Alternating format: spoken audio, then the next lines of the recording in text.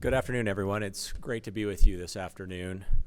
As Craig just indicated, I'm Wade Budge, development lawyer with Snell and Wilmer, and I've been asked to moderate this panel, and I'm very happy that we have such a good group of panelists to talk about the topic of infrastructure and how to finance infrastructure. And why don't I go ahead and, before I jump in and introduce our panelists, let me just highlight a few of the items that you should be receiving right now. I think we're handing these out to everyone in the audience. But we have a packet that has been prepared, a paper, if you will, on financing options for infrastructure. And the author of this is actually one of the panelists, Anthony Frost. I'll get to that in a minute and introduce him more. But this is a really good analysis of the main ways for financing infrastructure.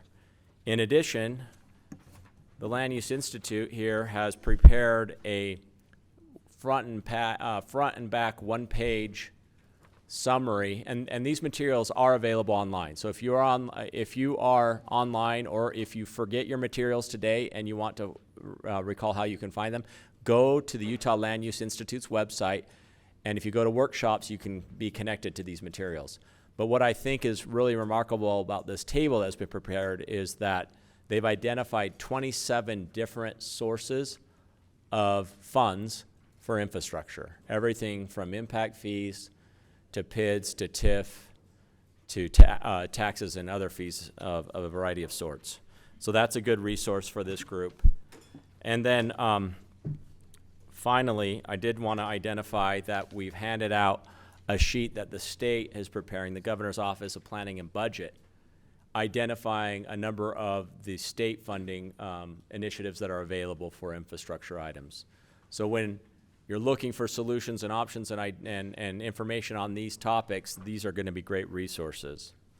So without any further delay, I'll go ahead and introduce our panelists. I'm very happy that we have a very varied group of panelists here. We have, first of all, Anthony Frost, who's at the second over from the end. Anthony is a lawyer with Buchalter, a law firm that has come into Salt Lake City. And as I mentioned, he prepared these materials. And in a minute, I'll have them each introduce themselves with a little bit greater detail. Then we also have McKinnon Woodbury, who is with us, and he's just next to Anthony with the glasses. Mac is a principal with Woodbury Corporation and involved in development all the way from the Midwest through Utah all the way across the West. And they've been involved with a lot of different projects that involve infrastructure financing of all sorts. We're also happy to have our first of two Zachs, Zach Bishop, who is right here next to me. Zach Bishop is with Piper Sandler. He's a managing director. He's come to us today from Colorado and is going to talk to us about the nuts and bolts of some of these financing options and available details. And then we have Zach Hartman, who's at the far end. And Zach Hartman is a broker and an advisor with a group called Land Advisors. And I'll let Zach explain his experience with this topic, but I will say this, that I've been involved with Zach on a number of transactions, including he has the distinction of having sold Daybreak twice. So he can talk a little bit about how infrastructure plays a role in transactions of the size that he's been involved with. So as we're trying to set the table and decide how to address this issue, I think it's always helpful to answer the question of why. Why are we talking about infrastructure? And one of the main reasons why is in Utah, we are blessed and both challenged with the fact of growth. It is something that we're going to be facing for our lifetimes. Even though there are states that are declining in growth, such as Illinois, New York, other states that are in the East Coast, Utah is in the other category of a growth state. And we've identified a couple of the statistics that we've pulled from a variety of sources, including the Census Bureau as well as the Kem Gardner Institute. But what you'll see is we're ranked 14th nationally for net domestic migration, which is the new way that Utah is growing. Used to be that Utah was 100% reliant, not 100, but largely reliant on natural increase, which we're still number one if you take it from a percentage basis, and fourth nationally from total perspective. But the emerging one that's really causing our numbers to increase is this natural domestic migration. But I think the last two items are the ones to focus on while we're considering this item of how do we prepare the infrastructure to address this growth, is those last two, where we are going to be seeing over the next 30 plus years an increase of 66% of our population. This is a conservative projection that takes into account the ebbs and flows of an economy. And what it's showing is we'll go from our 3.3 million population today to 5.5 or even greater. So that's on one end of the set of issues we have to consider is our growth. The other is the fact that we have a lack of housing. And this topic today isn't solely about housing, because development involves more than just housing when we're trying to address the growth in the public and take advantage of the public financing opportunities that are available to all of us. But it's important to recognize these statistics, which really jumped out at me, at least, from the Kem Gardner's latest report from last month. And what it showed is while the shortage in home units, residential units, was greater in 2017 and progress was made towards 2022, there's now been a change in the other direction where it's projected by next year the shortage will again start to increase. And so with those statistics in mind, we're hearing things all the time from decision makers, including what Wilf Summercorn, as all of you I think know Wilf, highlighted in his blog just last week. This is a much too long of a quote for me to read the entire thing, but this caught a lot of attention in the press, and I think this puts a real punctuation mark on the need for all of us to pay attention to growth and pay attention to the fact that we have to be creative about ways of funding infrastructure, because as he says there, unless we want to start exporting our grandchildren and children, we've got to figure this out. And you know, he was clearly talking to a friendly audience, and he even called out a few people in the audience during his impassioned statement. But he doubled down on the statement a day later, or it may have been 2 days later. And the point that I'm taking away from this is if you care about your citizens, if you care about the state, if you care about your kids and grandkids, figure out a way to build housing quicker, figure out a way to build housing more cheaply, figure out a way to make decisions faster, figure out a way to streamline everything you want to do. And so we're all in this together in the sense I often represent, I think solely, the development community.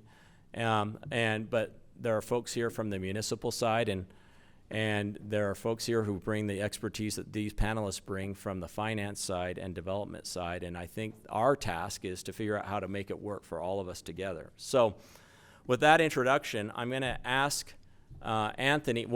I'm going to ask Anthony first to start, just to give him just a little bit more of an introduction of himself, and then Anthony, if you can spend just a minute talking about this paper and what it is you were trying to summarize with your paper. All right, does that work? Sweet. So I'm Anthony Frost. I'm an attorney with Buchalter. Principally, I work in real estate, commercial leasing primarily. I had the opportunity to work with the Utah Land Institute on this paper, which the goal was to identify financing options for public infrastructure. There are a multitude of options out there. The intent of the paper is to be a primer on 5 commonly used ones: taxes, private partnerships, public infrastructure districts, and a couple other ones in there that all grants. Sorry. And the idea is that it just serves as a primer of, hey, here are some options, here's some ways out there. We know that public infrastructure is a huge need in Utah. It's a huge need across the country, so how do we pay for it? We know that we have to have it, so how do we pay for it? And the idea in this paper is to outline a couple ways to do that and give pros and cons of those various options.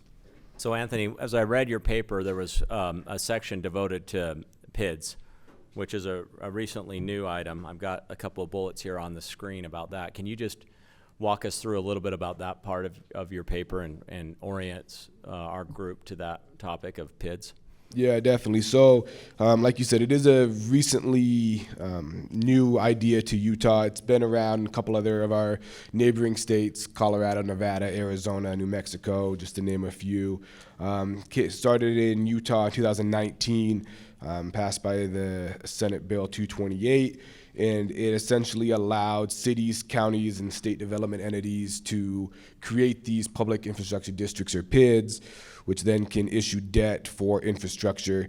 One of the unique aspects of these is this, the layout, and it's all statutorily done, allows that there's very little, if any, risk for the creating city, state, entity, or county, because these public infrastructure districts are actually an independent entity, an independent political subdivision. So if there's liability, that goes against the PID and not the issuing or creating city, state, entity, or county. Same with financial risk. The debt that's involved in these PIDs does not show up as a balance sheet item for the creating entity. So it presents a unique opportunity that allows infrastructure to be paid for without a lot of the risk coming back on the creating entity. There's a lot of statutory rules and regulations that apply to them, and these create the outer limits, but as part of this process, there's a governing document that's created which can then impose further limits, and it can guide what these districts can do, what their boundaries are, how they work, how they operate, what kind of bonds they can issue, at what rates. And so one of the other key factors is that they require 100% landowner consent. And so they actually have to obtain the signatures of all of the surface property owners within that area, and with all of the landowners in that space.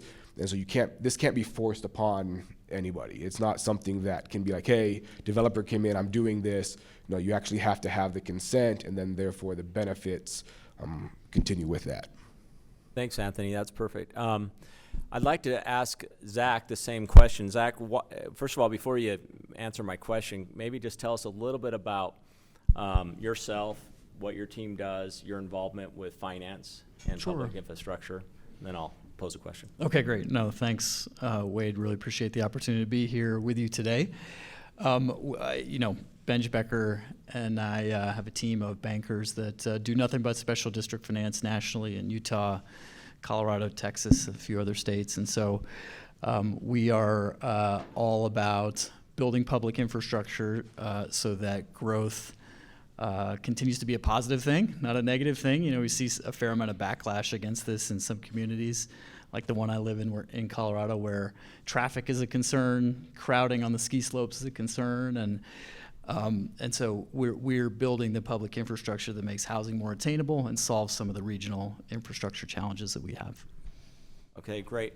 And so, Zach, as you've been involved with this topic of PIDs, can you kind of walk us through and help the audience understand some of the benefits that are associated with PIDs? Why is it that a city should care? Why is it good for a developer? How can it be good for a property owner? Yeah. You bet. And, we've seen kind of a long sweep of history on this topic in Colorado in particular, where we did our first special district financing in 1980 for an athletic club that happens to be actually down near where I grew up. So from that point, we've seen a kind of a real evolution of this concept in Colorado and nationally, and really I think in Utah in 2019, worked closely with a number of you to kind of import best practices from Texas, Florida, Colorado, all these states that are really doing this well into Utah. And I truly believe that you have the best statute in the nation for public infrastructure districts here that really can allow for some of this regional infrastructure to be created and solve some of these issues we have. The reason that we see cities care about this in particular is because it helps solve regional infrastructure issues, to my earlier point. It really helps cities and counties get the amenitized neighborhoods that people are demanding and that they want to have in their cities and counties. And it's really a way to do that by taxing only the folks that use that infrastructure. So it's really a way for growth to pay its own way. In Colorado in particular, we have challenges passing tax increases, especially for new development, right? I mean, if you're in a central part of a city and the periphery is growing, you don't necessarily care that city continues to grow. You don't want to pay for that infrastructure. And so putting that burden on the folks that move there is a fairly elegant solution to solve some of these infrastructure problems. So I think that's a way in which PIDs can be attractive to cities. In terms of developers, I think it's pretty obvious to them when you speak to them that there's a huge challenge with any master plan community or not, just in terms of kind of early stage capital costs. Bringing down peak equity at the beginning of a large master plan project is a huge priority. So the highest marginal cost of capital for any developer on a project like that is at astronomical rates, right? Equity rates of 20 to 30%. To the extent that you can bring in non-recourse capital to that stack and cut out some of those equity costs or mezzanine debt costs, it's incredibly valuable, and it can really overall add a lot of efficiency to the project. Now that can manifest itself in lower lot prices, therefore lower housing costs. It can turn into more amenities, more school sites dedicated to future elementary, middle, high schools. Regional trail connectivity, solving regional drainage problems. We see all those types of things being managed through special districts. So I think, those are sort of that's great. initial So thoughts. Zach, I think I'm going to come back to you in just a minute on the amenities comment, because I think that will be of interest to spend some time on. But before we do that, I want to get Mac Woodbury's perspective on this. So Mac, if you could just introduce yourself and how public infrastructures matter to your projects, and then I'll ask you a few questions about that. Let's see. Yep. Yeah. Thanks, Wade. I guess I had the special experience of growing up around real estate my whole life. So every vacation I went on as a kid, we were in a shopping center somewhere looking at the parking lots, hearing comments about where the curb cut locations are and how close this parking field is versus this one, and power lines and visibility and signage. And that's really all my parents and my family's talks about my whole life, and even still. And so, this is not a new problem. Infrastructure has been an issue for a really long time. I think one of the places where we interact with it most, especially me, where, in Holiday and in Vineyard, and I'm mostly here developing a lot of these bigger projects in Utah, is where we have a lot of this growth pressure, and we have a lot of these cities that were developed in a time period where everything wanted to be spread out, and you didn't really have town centers and walkability. And there's been a lot of new investment in light rail and front runners trains, and we're worried about air quality and all these bigger issues. And the question always goes, okay, well, you want to have these beautiful buildings and places for people to live and places for people to shop and have a great experience. But the first thing you have to figure out every single time is, how do you do the infrastructure? And it's parking, it's utilities, it's road planning, it's access, it's how do we make sure this is a better experience for the community you're building in, not a worse experience? How do you interact with the people that already live there, create new places for people to shop and work and live and eat?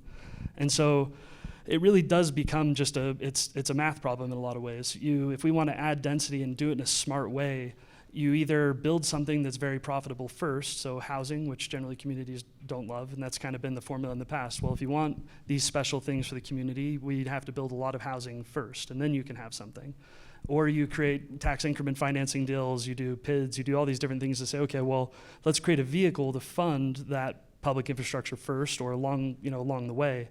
And I think that it's through that planning and that process that's actually really the most fun I have, working with Wade, working with a lot of, some of you in this room and elsewhere, the communities, where we're saying, okay, well, where do we build the parks first? How do we build the roads? How do we connect the trails? How do we finance all of that and keep it working? And right now, with where financing has gone over the last year, this capital structure that Zach's getting into, just in terms of cost of capital and efficiency, is really the biggest impediment to building many of these centers. I mean, you have to build the parking structures for people to park. We want walkability, but right now people drive. So if you want a new city center, you have to have parking first. It has to have roads, it has to have access, it has to have all these things, and it's just unbelievably expensive to do all those things. And so, not just finding a way to pay for them, but as efficient of a way to pay for them as you possibly can, so that you're not paying for them for an extended period of time with, taxpayer money. And so there's always this question of, okay, well, I could do a 30 or 50-year tax increment agreement and pay for a parking structure, or I can bond for it and reduce the cost of capital up front and pay for it over 10 years. And it's because it's really just, what is that? Is it 20% money or is it 5% money? And so it is a math game, but it's also a city planning game, and it's always the same problem. It's infrastructure first, parking, access, and then you can really start fitting in all the pieces that the community will really love and care about as you grow. So Matt, before I go to Zach Hartman, let me ask you one question. Could you kind of describe for us, including, I mean, this is an audience of developers, people with city planners, others. Can you kind of describe for us the comparison of what a project may look like without this kind of financing and how it could be made better with it? Kind of a compare and contrast, if you will. Absolutely. I think one of the bigger issues with growth in general is you look at, I think like a good example is if you look at maybe Salt Lake City, where you're seeing some of these bigger, really, bigger apartment buildings, or if you go to like some of the best shopping centers you've seen and you look at housing prices around those shopping centers, or that growth is already there and that special nature of that property is already there. As a developer, we have to deploy capital and investor capital, and we have a fiduciary obligation. We have to pay back our loans. We have to be efficient. We can really only match markets. And so as you're looking at, if you go tour another state or another city and you see this really special development and you want that in your city center, or you want to create something new in Utah, the private market will always be limited by what that current market is. And we can try and push things and do something new, but if it's a market that has no parking structures and we want to bring in some mix of uses and new retail and housing and some working and some walkability in parks, the private market can't afford that because they're not naturally doing that. And so it's really that gap to try and say, okay, well, where do we want our community? What do we want our community to look like in 50 years? How do we get there efficiently? And then it's really, to me, it's really that's the only way to do it, is to say, okay, well, you can just do zoning limitations and wait for the market demand to catch up. So hey, nothing can get built until there's so much pressure to just build this. Or you can say, which really isn't very efficient in a growing state, or say, okay, well, maybe if some of the new tax revenue or some of the new, benefit that's being created can come back to help pay for some of this additional infrastructure that wouldn't otherwise be created. Perfect. No, that's great. That's a great explanation. I'll come back to you in a minute, Mac, just to follow up on that item related to lowering the costs. But first of all, next I want to talk with Zach Hartman here. Zach, as I mentioned, is a broker who's been involved in a lot of projects, but he's also heavily involved in the finance and making sure that the project will work from a purchase and a return for the buyers or the investors. So Zach, can you tell us the role that these public finance tools have in the work that you do with developers and owners? Sure. Yeah, so we sell master plan communities across the country, and I'm focused mainly here in Utah. And anytime you pull in a master plan community or a large project like the Inland Port, you're going to have some mechanism of public finance, either whether it's TIF, whether it's PID, whether it's a MUD, whether it's a CFD, whether it's Mello-Roos, right? And these different measures all kind of have the same common theme. The idea is you want to incentivize long-term behavior and planning by offering lower-term rates. And so then there's different structures that you put in that. So the idea is that the cost of capital that you'd put in the municipal or in public infrastructure, whether it's public or private, is going to have a lower return or cost of capital than the debt that you'd put on a property, or most definitely the equity. And so, if you want a 20% return on your money at a minimum, then you don't really get to see a project longer than 5 years because your money evaporates, right? And so the idea is, if you want to, it's really interesting because we come at this from an advising perspective. So, my family came here in a wagon, so I really like Utah and kind of care about it. And I've gone from just hoping to get a deal and make $1 and pay my mortgage to trying to preserve some way of life that we're used to here in Utah. And so it's an interesting new dynamic to kind of work in. And I think all of us are probably feeling that as we go through this. And so the big advantage to these tools is learning how to ladder them so that you can put it in to incentivize the things that raise and elevate kind of like the way somebody lives in a community. Because you're basically incentivizing better behavior through lower cost of capital is kind of how I see it. You require the partners involved to be more sophisticated and more long-term in nature. And so then I think that you are making the people that are digging holes in your community and building houses care a little bit more and have to put in a longer track record in order to get them through. And so I think those are all positives in a market where we have, reduced areas that we get to develop and we're getting a little tighter. I think we're going to be forcing best practices on everybody in the room just so that we have better outcomes. No, thanks, Zach. I appreciate that. So when you talk about best practices. How is it that you think that those best practices can rise to the top and be part of this discussion of public financing? Yeah, if I was to pick the best case study, I'd look at MUDs in Texas, right? MUDs in Texas pre-1987 were like the worst behavior of of anyone, right? Like everybody was pulling money and turning stuff, and every bad story comes from that. And then if you look at the story of MUDs today, it is best practices. You get the best outcome, you get the lowest rate of return, you get the highest quality delivery, it's a really professional structure. And so, if I had a dream, it'd be that we can create MUDs in that same structure in Utah. PIDs are a valuable tool in the SAA, SID, PID world and TIF world, but it really, you got to kind of go through all the acronyms. But the bottom line is you want to figure out, okay, a water tank that the city can or can't pay for, should or shouldn't pay for, and costs that go from new homeowners, from legacy owners that may be on a fixed income. I think those are that's where a PID really kind of makes sense, is when you're kind of putting chief infrastructure dollars that only benefit the people that are immediately there. Where like TIF, you can kind of give a benefit that there's more of a regional MSA benefit, and it's harder to pinpoint. Okay, great. And this question's for both Zach and for Mac. So I have up here on the screen a slide that talks about development costs. I think it's a helpful way to reinforce the concept of how using these public finance tools can improve that scenario for all of us. So if you could maybe just comment on that. Here's a paper. And comment on that. And then second of all, what I'd love to get is a comment maybe from Zach.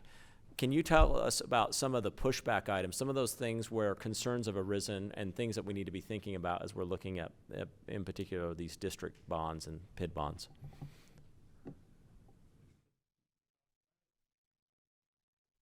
I think the funny thing to me is just the size of those buckets to begin with. Our land on our projects is usually very, very small relative to the cost of materials. 25%. Yeah.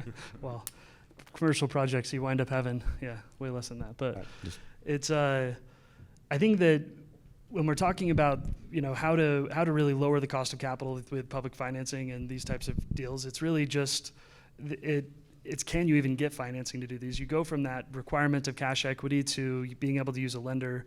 There are no private lenders, especially on the projects that I'm usually working on, where it's a mixed-use project. You're creating roads and parking and infrastructure that retail, office, housing, all these different pieces are paying for.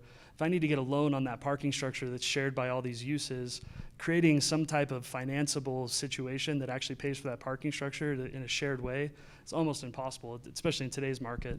And not that it's impossible, it's just really expensive. And so It's just a bad idea.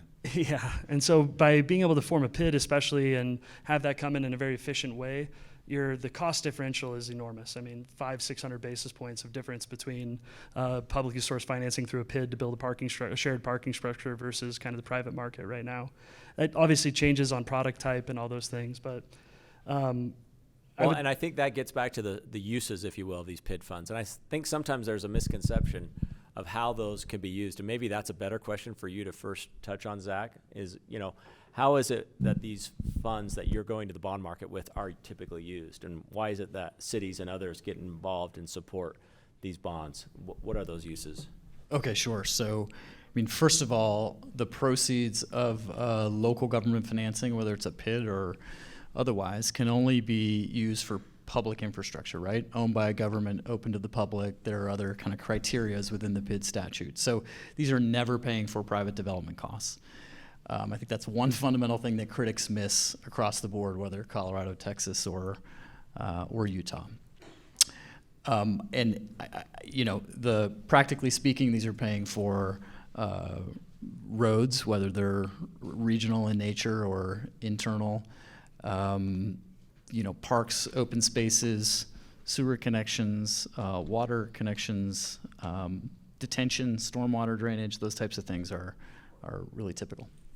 Okay, and one of the things that I'll add, and then I'd love to get Zach and Mac, your reaction to this, is that when you're often going into a city with either a greenfield development where there's never been development, which is one of the places where you can use this, or a redevelopment, what you run into is who's going to pay for these upsize, who's going to pay for the upgrade, who's going to pay for the infrastructure that we in Utah call system improvements. And as we all know, there's a line, obviously, between project and system.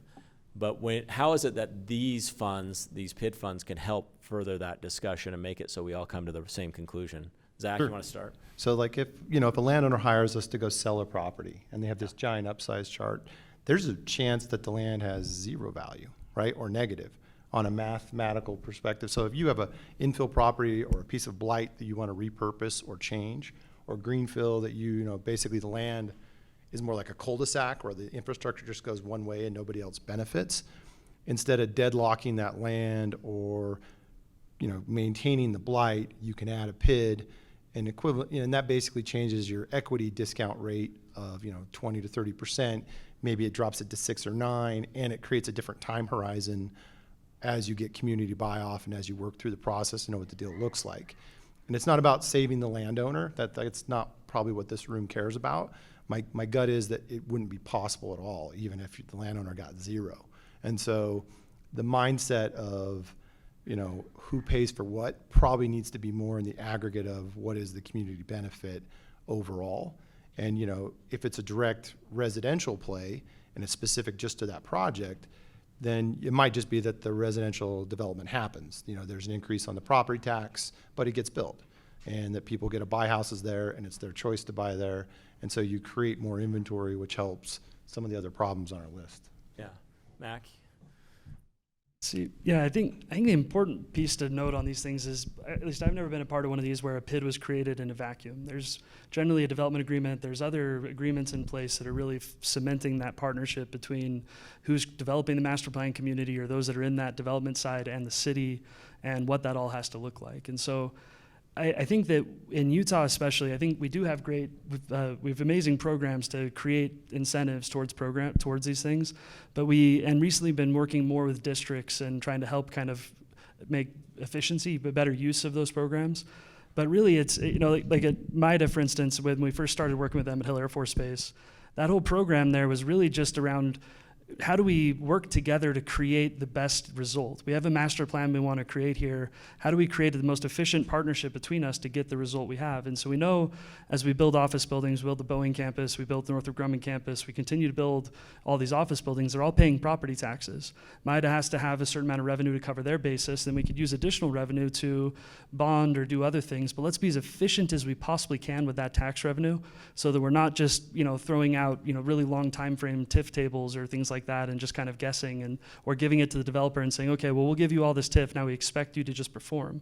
I think that in order to really make these things successful from a city and developer standpoint, at least in the mixed use setting, is there has to also be a partnership there. There has to also be, hey, we really want to see retail on this corner. We want it to be active. We want restaurants. We want these uses. And so when the developer's coming in, they're saying, okay, well, no matter what, retail and restaurants and activity is going to be on that corner. And we're going to be out looking at best practices around the market. And then we'll identify what that gap is in order to create that use. And then we can look at the PID, if we have PIDs available, if we have tax increment, if whatever the uses we have there, and try and most efficiently use those resources to kind of accomplish those goals. Because as much as we'd want to try and say, hey, here's exactly how the next 20 years of TIF or whatever it is going to be used, and here's exactly what a master plan is going to look like, it changes. It always changes. There's always new things. There's always new uses. And so I think that it really comes down to also creating that development agreement and creating a way to actually really efficiently use that PID. And so I guess just one of the big limitations I actually think to PIDs in general, I don't know if I'm running on, but right now from a mixed use standpoint, PIDs have a big flaw in that they don't cover kind of ongoing maintenance. If I build a really high-end shopping center and I had a PID that did the main street and it's all pavers and I have a really nice parking structure that has traffic counters and everything, and I give it back to the city and say, okay, city, it's yours to maintain. That's a huge risk to us. The city could at some point decide, we don't like pavers, we're going to pave over the top of that, which is pretty common. Hey, we don't like, this parking Let me structure. interrupt you. That's actually something you heard, not in a city we'll name, but has been heard in a city where they said, we'd rather asphalt over the pavers because it's easier to maintain. Let me tell you what we did in the last city room with. We just went and tore out all those pavers. And it's like, oh, great. We're going to spend millions on these pavers and you're going to tear them out as soon as we give them to you. That sounds awesome. And the other thing is as a landlord to our retail tenants, we're showing them this atmosphere. We've created these amazing parks with high-end finishes and we're hosting events and all these things. we need to know that that's all going to be maintained at that level. And the big flaw that PIDs don't allow, and we don't really have a district in Utah that allows this right now, is an ongoing general assessment to actually maintain those mixed-use environments, which is something that something to think about as you're going. And I think that's one of the things to come out of today is, what are some things that could be looked at as items we might want to consider working on together here in Utah, because Mac raises a really important point. In Utah, only 3 entities have the power to actually do a PID where you could use maintenance funds, and that is the 3 state development entities of MIDA, POMSLA, and UIPA. Outside of those 3, and they've each, or at least 2 of the 3 have been involved in very large PID projects of over $300 million each. But they have the advantage under their statute to allow them to take those funds to maintain these assets that Mac is describing to a very high standard, whereas the current PID doesn't. It has to end up being put on the on the books, if you will, of the city who created the entity. And so maintenance is an item that is an open issue in Utah. And Zach, I'm curious because you were talking about amenities. I know amenities can mean more than just maintenance, but maybe you could touch all the topics related to how amenities can be improved by PIDs. And then I know there are some questions from the audience. We have some few other items to cover before we turn it over, but start thinking of questions from the audience, and we'll be happy to bring a mic around. Go ahead, Zach, if you want to talk about amenities. Sure, yeah. So, I mean, I agree, first of all, that the maintenance, lack of ability for PIDs to maintain property is a significant challenge in the current legislation. I think it was intended to be a part of it. It is a part of the Colorado legislation that, after which the PID legislation was kind of used. It's possible in Texas, Florida, many other places. So it's pretty common.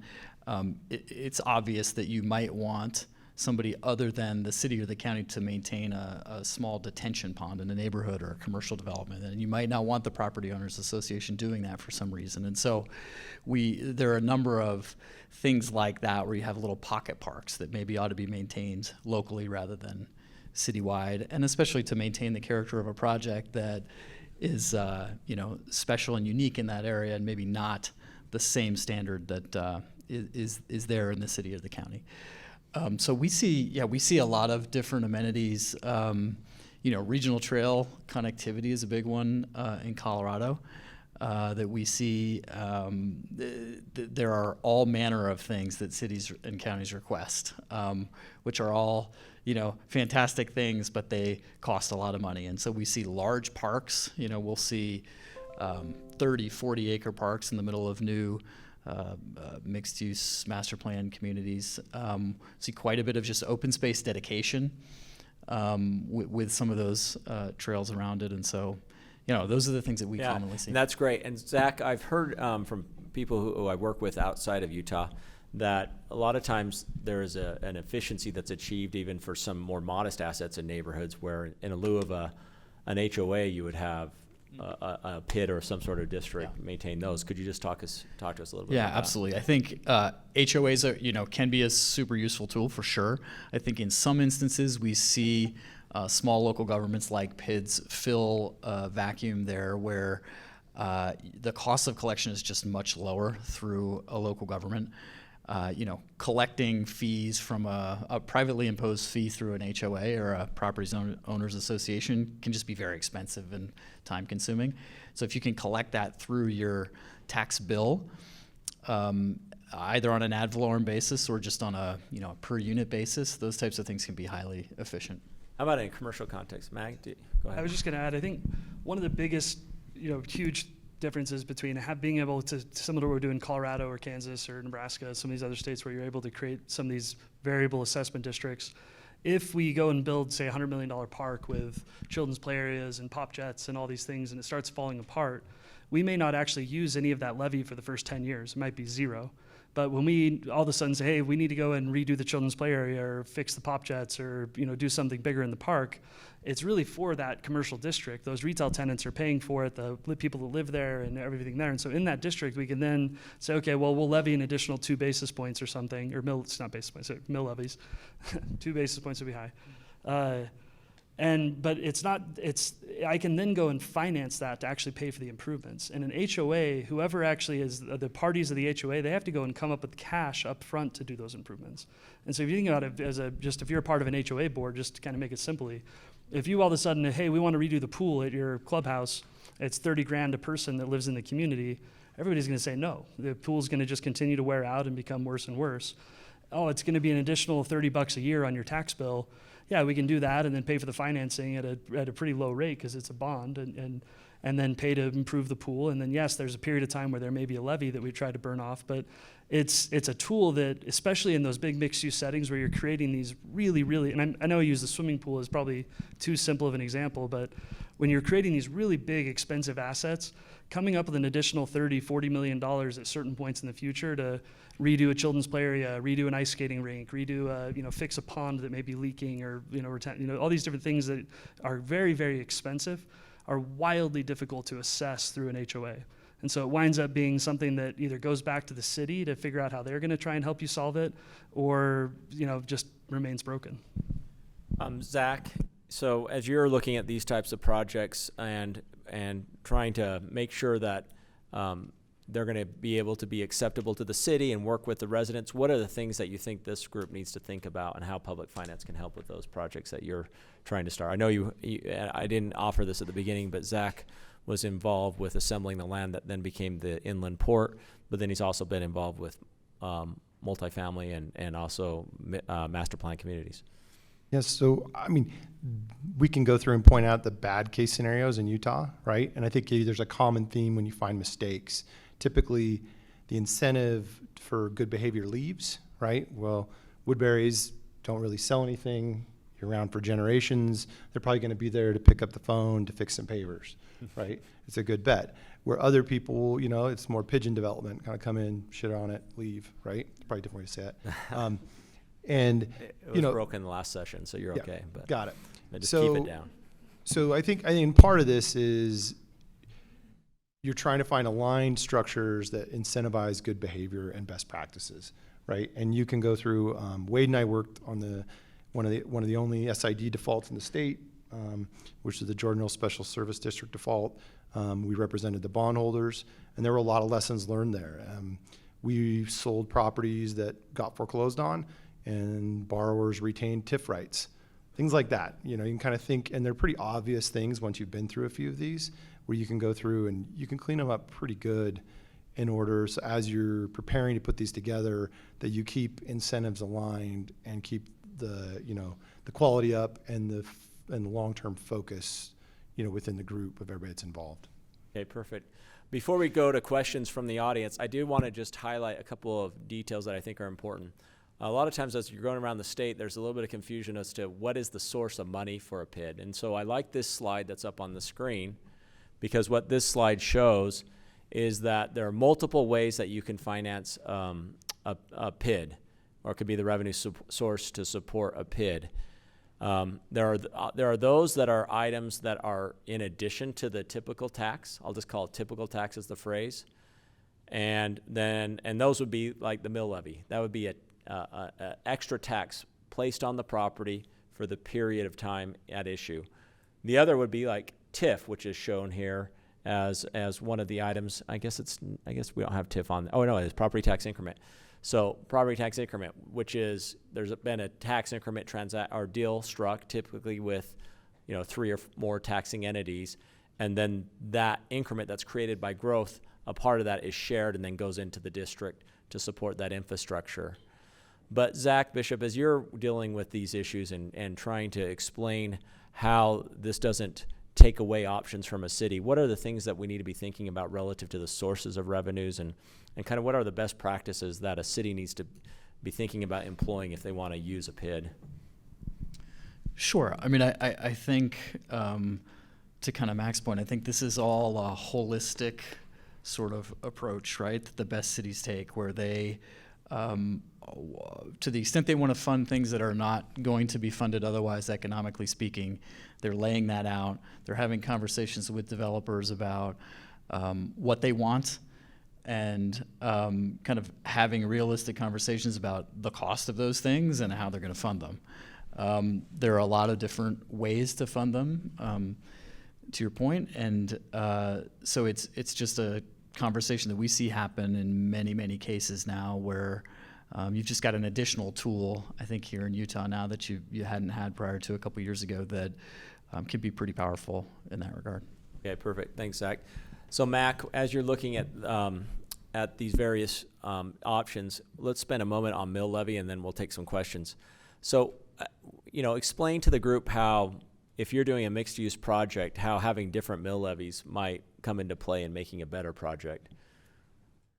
Yeah, I mean, in the end, the way we use PIDs is generally just looking at property we own. So in the end, having additional mill levies on a project is just reduction of our NOI. And so our end of stream financing might be a little bit lower, because our NOI is less.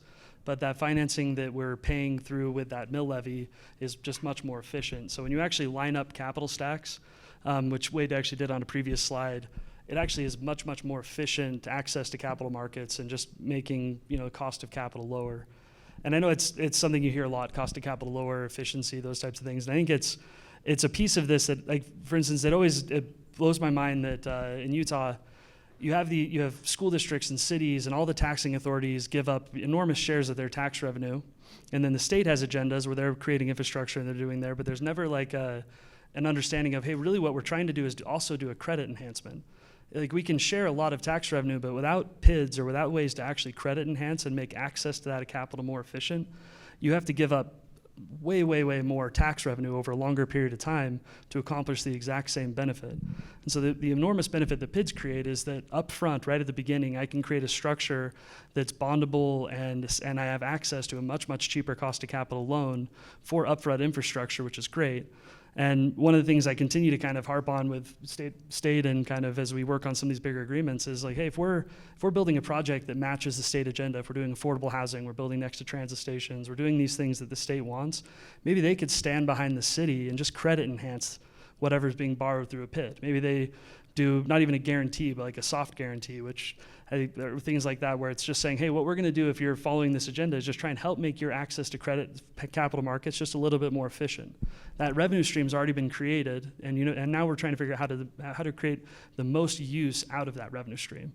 And so it's part of the conversation that I think is really important, and I don't think it can be talked about enough just how much better right now specifically having a PID for financing is especially for some of these capital projects versus having to try and go secure private financing for those same projects. It's almost, it's just way better. Are you trying to factor the entire stack of humanity in Utah, like Pretty much. math-wise? I'm just saying. I love just that. saying That would be cool if we could find out to do factoring math. Yeah. No, it's frankly it's the other side of talking about it. And in the end, like if you did it that way, then your access to capital markets is obviously the most efficient you could possibly get. And so there's always a line to be drawn somewhere. But I just think it's mind-boggling to me. It's like if the state goes and spends billions to build this train line, and they say, hey, we want development and more housing next to the train station. Oh, local communities, you guys give up all of your tax revenue now to make sure that happens. It's like, well, we could at least just try and stand behind you a little bit and factor a little bit of your financing to make it more achievable. And it probably matches agendas, and it doesn't cost anybody any more money. It's the same revenue. We should commission someone to do the math on that, because that would be a monster. Yeah. Like if you think about the inefficiencies just in the way that those dollars go from one to the other, all the savings and overruns we're having could probably be fixed. It's amazing, especially right now. That's great. That's a good one. Real quick, I've heard the phrase moral obligation being put on top of a bond issuance. What can you, Zach Bishop, just talk about that? What it feels like it's a bit of an enhancement to a bid. Absolutely, yeah. So most of the PID transactions that have been done are based on a limited property tax revenue stream.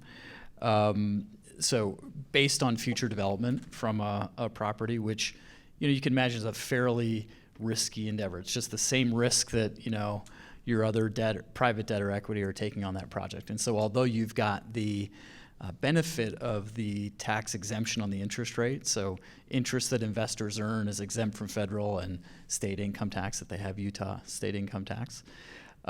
So that'll lower your cost of capital a fair amount there, but a general obligation standing behind the credit there of your local development from either a city, county, state would be hugely, hugely beneficial just because it immediately pops the credit rating to investment grade status, takes your borrowing costs from maybe 7-8% to, unfortunately in today's market, more like 5% still.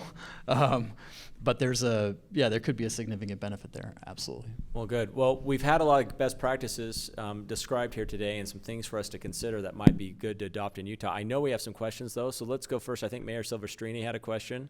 We'll hit you first, Mayor, and then if anyone else has some questions, raise your hand, and Craig will bring the mic to you. So the question I was going to ask, we didn't really get to because PIDs are one thing, and this may be in the weeds for a lot of people, but in our legislative session last year, we also talked about a couple of other acronyms, as if we needed more. DIDs, like Developer Infrastructure Districts.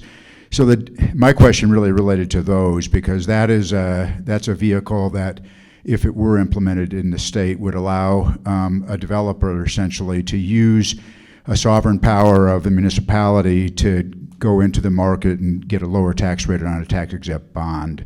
So it means a municipal government saying you can either have taxation power, which we're pretty jealous about, but that's what we're dealing with PIDs. You can have police power. I don't think that we want to go there. Right. Or land use authority, which also makes us nervous as municipalities with respect to what else might be done on a piece of land that we might have to take care of or pick up the pieces of as a municipality at the end of the day. So the argument was that by doing these developer infrastructure districts, that the developer would be able to go to the bond market and get the benefit of that tax exempt, essentially like a municipal bond. And my question about that is really, are the underwriters in the bond market really going to give you guys the same kind of a premium, a discount on the interest rate that your bonds, have to pay? I'm glad we got the people to answer that, Mayor. Huh? I'm glad we have the people here to answer. Yeah, that. well, I mean, I have a lot of other questions after that too. We'll talk after. We but can we talk only got after. like- we only The have 5 question I minutes. kind of have is, I mean, one of the things we have to balance in this, and I agree that the PID can be a great vehicle if it's a partnership between the municipality and the developer, because some of the things that you hit on, I'll just tell you that when municipalities have to raise taxes to meet inflationary pressures, our taxpayers think that we charge all the taxes. They blame us, and they will fight us on a tax increase because of what the school district has done in the last year, what the fire department's done with the library and all that. And if there are different classes of residents in our communities that some of are paying this extra premium in a PID, and some aren't, that's going to create us problems for us. And then the other issue is just like Mr. Woodbury, you mentioned, the maintenance of these things and all that. If that stuff falls back on us, if it isn't done by the HOA or the DID or PID, it's going to fall back on the city. And that's just a concern that we have about this creating more liability for us. So that's not really a question, it's more of a statement, but whatever. Yeah. Okay. You want to touch the cost of capital, and then we can address the rest. So let me just clarify something to make sure it's straight. A PID, the city council participates in the creation of the Right. district. A DID, the city has no role. The developer creates a freestanding district, and then sells bonds on the market. And then there's a lid as well, which was mentioned. But at any rate, you could maybe talk to us about your experience with metro districts, which is kind of like that. Yeah, absolutely. I mean, I think that the quick answer to the first question is no. There is no difference in the cost of borrowing. We haven't. We'll take we haven't it. been- I'll take. So, I mean, MUDs that are privately run get a lower rate because they're not as bloated, because they don't have to deal with public input. And right? So like, Yeah, I mean, I think if the credit is the same, all else equal, there's no difference between a DID and a PID, is just my short answer. And maybe there might be other certain instances where, yeah, it's better or worse. But in Utah, I believe the answer would be it's the same. Well, thanks. Go ahead. Right next to the mayor. I was just gonna Go ahead, Mac. While we're just gonna getting throw the in mic there. out there. I think that we talk about a lot of these things based on the skeletons in the closet, the worst case scenario. I think as I understood the DID law, and I'm not an attorney, and maybe I just missed things, but it's really to try and accomplish some of these things, especially because we don't do a lot of single family home subdivisions. We're really mostly doing mixed use development and city center type things. And so, yes, you can get, even if the financing is the same interest rate, it's availability of financing. If I'm trying to finance a parking structure or a park, I'm gonna have to borrow against an HOA revenue stream. That's almost impossible. If I'm trying to finance a parking structure, I've got to somehow license and create all this license revenue, compile it against all these different users as to how it's going to get paid, get a lender to go look at that and look at that as collateral and finance against that. Whereas if I have a PID, even though I'm still paying 7 or 8%, it's just really simple. It's a tax revenue stream, and so it's your access to capital market, your access to actually getting financing is in our projects. It's either you can get it or in some cases you just can't. And so I would say that I think that where both you guys are coming from is probably right, but I really think it's an enormous difference. If you have, like in your new downtown you guys are working on in Mill Creek, with all the different users that you're gonna have around there and the shared parking structures, if you need to form something to fix something in the park or redo the ice skating rink, and you only want the people in that little area to pay for it, you'll have to do like a PID of some sort to really do that, or you're gonna have to come up with some type of fixed revenue stream that every participant in that region is paying towards and has some type of recourse and lien right in order for a lender to even look at it as something that's financeable. And so I really do think that there's an efficiency thing there that gets glanced over, whereas yes, I do think your access to capital markets is you're probably going to be looked at a very similar credit profile from like a private person, but it comes down to what the actual asset is that you're financing, and where it's a tax right versus this mixed, use of fee revenue or something. It's just a completely different type of asset. Sorry. Go ahead. Thanks. Angela Price with Salt Lake City.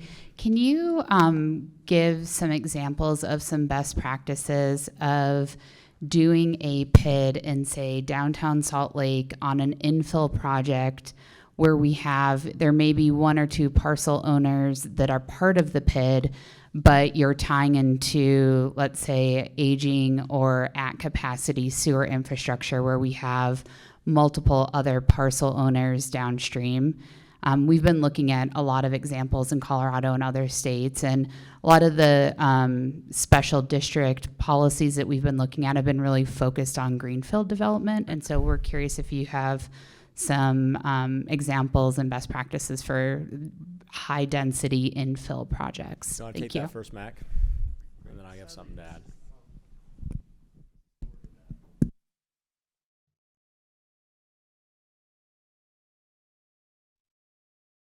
We're testing all the mics here. Come up here, Mac. Sadly, that's the world I live in, so it's fun. There's a lot of nuances, and I think that one of the pitfalls becomes, let's make the PID extremely complicated. The PID actually doesn't have to be the complicated part. You just create it and make it really financeable and simple. It's the development agreement or the lease or the access rights or whatever additional fee or you're going to be creating. The way I would look at that is similar to the way Lincoln, Nebraska addressed parking. When about 50 years ago, they created a parking authority because they wanted to maintain a little bit of an urban environment in their downtown. And so they used public financing to create parking structures. And now, we just went underway with the new hotel in the Haymarket, and all of our parking is just a license revenue. So they have bonding through a very similar structure as PIDs to create these parking authorities and infrastructure to support all these assets. Us as a developer, we come in, we just build our vertical development, and then we agree to make a license payment back to that authority. Then they can use that revenue tied in with the city and the state to get really, really low cost access to capital to manage the kind of all of the infrastructure needs and parking specifically to create a really, really great shared parking environment, and then utility and stormwater, and really kind of revitalize these, old portions of town. And it was really just by focusing on, okay, well, how do we create as efficient of a structure as we possibly can? Okay, the vertical developers are going to build a hotel. We can charge them whatever per month, and they just pay us. That revenue stream is way more valuable to me than it is to them versus, the cost for them to have to go build all those improvements themselves up front.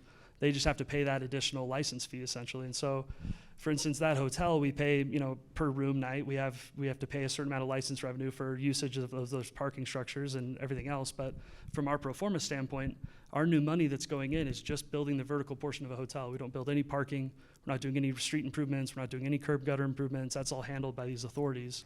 and it's just really efficient utilization. And so I would form the PID as simple as you can and make it really financeable, and then I'd work on some type of license agreement where they're paying towards, maybe a larger share of those downstream costs, because you probably have no way of really knowing what those costs of that impact is really going to be either. Well, And so. And we're out of time right now, but I just add this, Angela, as we're closing. The other way to look at it is to look at, I agree with everything Max said, because Mac's in it and doing it, but you look at the revenue sources. So if you have needs that are more than what that particular parcel needs, then you start looking at your increment or these license fees or other revenue sources. Or otherwise, if there are things that you need to have happen on that property, then you talk about a mill levy, because those people can bear it and understand that that's part of what they're getting when they sign up for that particular property. But be happy to continue the discussion in the hall. I don't want to delay the rest of our presenters. But thanks again to our panelists for coming, and for those of you who have offered your comments. And we'll see you at the next one. Thanks again.